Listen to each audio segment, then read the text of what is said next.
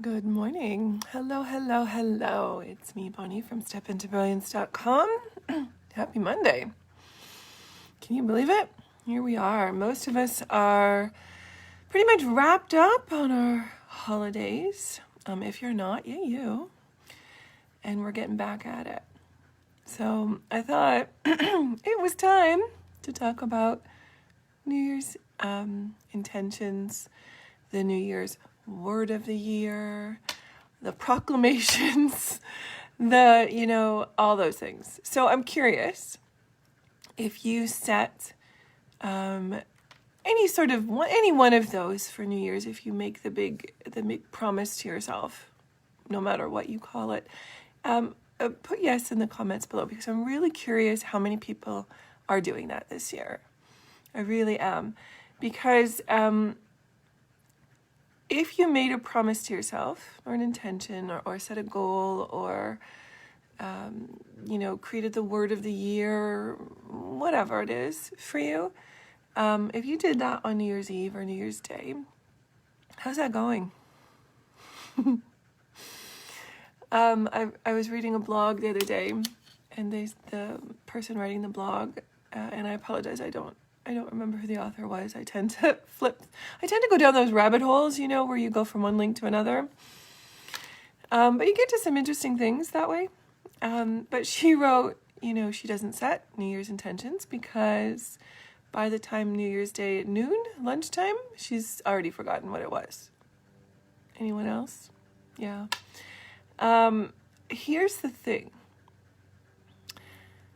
Over the years, I figured out that they don't really work. They're a fun practice. They're, and all. But here's the problem. When we make a promise and we don't keep it, even if it's one we kind of already know, there's a good chance we're not going to keep it. Like our New Year's promises. It does give us a hit to our self-esteem. I know that sounds really weird to say because it's just a promise you make to yourself. But you know you didn't follow through. You didn't keep the promise you made. You failed on keeping your intention. And it does give a little hit to our self-esteem. And to be honest, you guys, let's face it, the world at large gives us enough hits to our self-esteem. We don't need to do it to ourselves.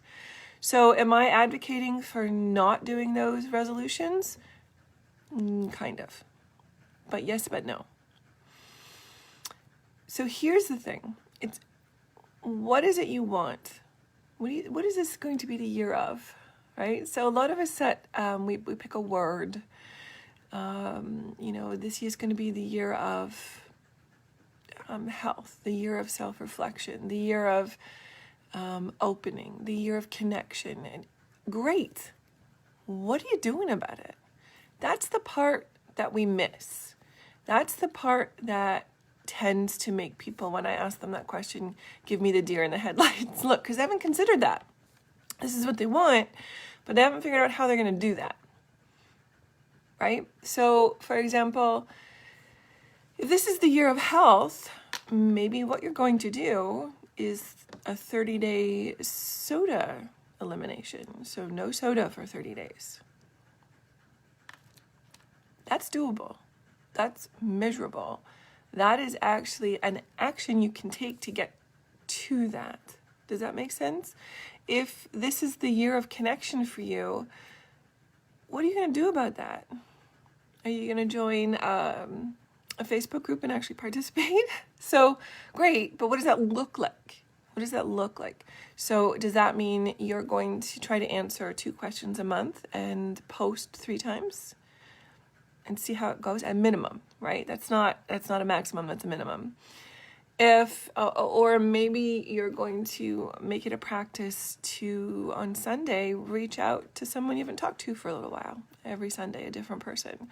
I don't know what that would look like for you, but whatever your intention, whatever your resolution, whatever your word of the month, you got to figure out what the hell you're going to do about it. Or it's just a fun game. It's no different than, picking a card at a card game and going with it and then discarding it That's it. It's just something to do.